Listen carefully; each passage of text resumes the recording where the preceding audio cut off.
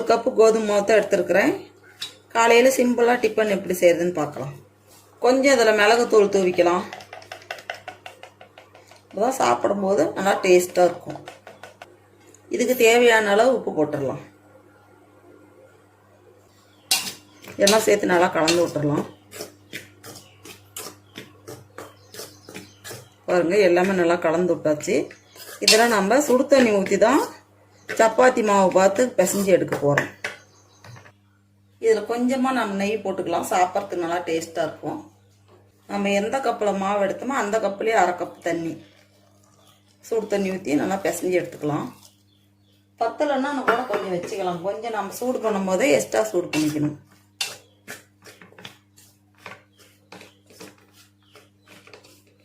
சுடு தண்ணி ஊற்றினா நெய்யெல்லாம் கரைஞ்சி வந்துடும். இப்போ நம்ம கலந்து விடும்போது எல்லா இடத்துலையுமே மாவில் படும். இப்போ கை வச்சு அப்படியே பிசைஞ்சு எடுக்கலாம். பாருங்கள், மறுபடியெல்லாம் தண்ணியெல்லாம் ஊற்றலை. இதே தண்ணி தான் சரியாக போச்சு. நல்லா அழுத்தம் கொடுத்து மாவை பிசைஞ்சு எடுத்துடலாம். கரெக்டாக 1 கப் மாவுக்கு 1/2 கப்பு தண்ணி வச்சாலே சரியாக இருக்கும். பாருங்கள், பிசைஞ்சு எடுத்தாச்சு.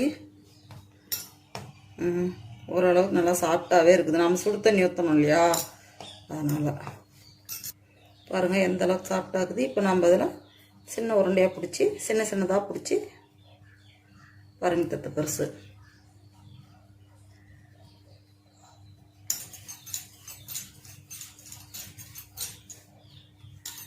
பார்த்தீங்களா, இப்படி திரட்டி ஒரு தட்டில் எடுத்து வச்சிடலாம்.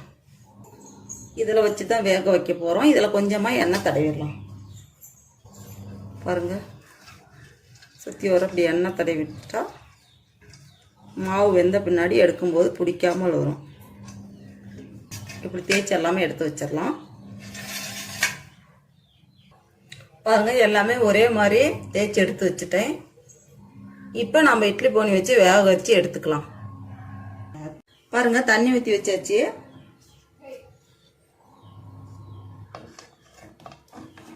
இதை ஒரு 5 நிமிஷம் வேக வச்சு எடுத்துக்கலாம்.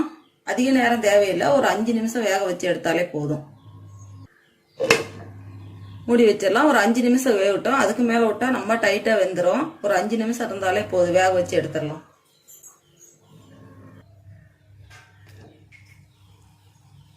பாருங்க, நல்லா வெந்துருச்சு.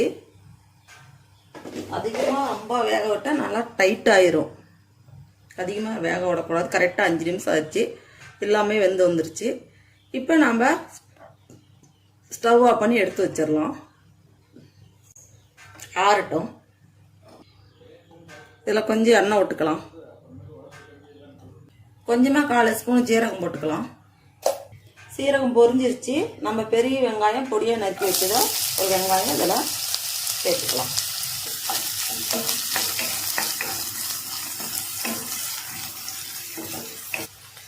பாருங்க, இத்த பெரிய தக்காளி தான், சின்னது தான். இதை மிக்சியில் போட்டு அடித்து எடுத்துட்டு வந்துடலாம்.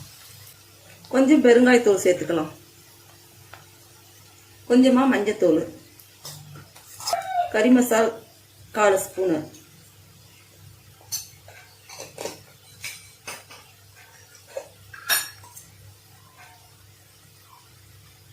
சிக்கன் மசாலா 1/4 ஸ்பூனு, காரத்துக்கு ஏற்ற மிளகாத்தூள் 1/4 ஸ்பூனு. உங்களுக்கு அதிகமாக தேவைப்பட்டால் இன்னும் கொஞ்சம் சேர்த்து கூட போட்டுக்கலாம். மல்லித்தூள் 1/4 ஸ்பூனு. எல்லாம் சேர்த்து வதக்கி விடலாம். பாருங்க, எல்லாம் நல்லா வதங்கி வந்துருச்சு. இப்போ நம்ம தக்காளி அடித்து வச்சுருக்கிறோம் இல்லையா, அதை இதில் சேர்த்துக்கலாம். அப்படியே கொஞ்சமாக தண்ணி ஊற்றி கொஞ்சம் தண்ணி ஊற்றி அப்படியே அலசி விட்டுக்கலாம். இது எல்லாம் சேர்த்து நல்லா கொதிச்சு வரட்டும்.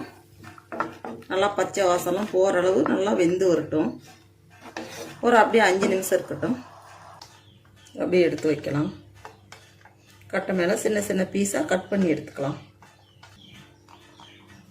பாருங்கள், இத்தத்தை பெரிய பீஸாக கட் பண்ணி எடுத்துக்கலாம். கத்தியில் ஒட்டாமல் இருக்கு. பாருங்கள், நல்லா வெந்துருச்சு. நீங்கள் 2-3 கூட சேர்த்து கட் பண்ணி எடுத்துக்கலாம். இத்தத்தை பெருசாக கட் பண்ணி எடுத்துடலாம். பாருங்கள், எல்லாம் கட் பண்ணி எடுத்தாச்சு. இப்போ நம்ம மசாலா வெந்துருச்சான்னு பார்க்கலாம். பாருங்க, வெந்தெல்லாம் எண்ணெயெல்லாம் பிரிஞ்சு வந்துருச்சு. கோதுமை மாவு மட்டும் தான் போட்டிருக்கிறோம். இதுக்கு ஏற்ற உப்பு போட்டுக்கலாம். இப்போ நம்ம கோதுமை மாவில் கட் பண்ணி வச்சுக்கிற பீஸ் எல்லாம் இதில் சேர்த்துக்கலாம். 1 கப்பு கோதுமை மாவு இருந்தாலே காலையில் டிஃபனு டக்குன்னு 10 நிமிஷத்துல ரெடி ஆயிரும். இப்போ நம்ம கட் பண்ணி வச்சுக்கிற பீஸ் எல்லாம் இதில் சேர்த்துக்கலாம்.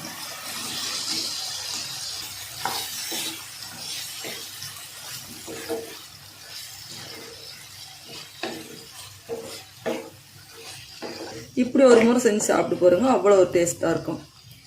ஒரு 2 நிமிஷம் அப்படியே மூடி வைக்கலாம். பாருங்க, ஒரு 2 நிமிஷம் ஆயிடுச்சு.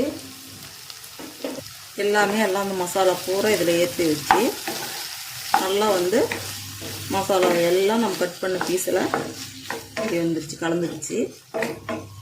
இப்போ நாம் கொத்தமல்லி தழையெல்லாம் இப்போ போட்டு இறக்கிடலாம்.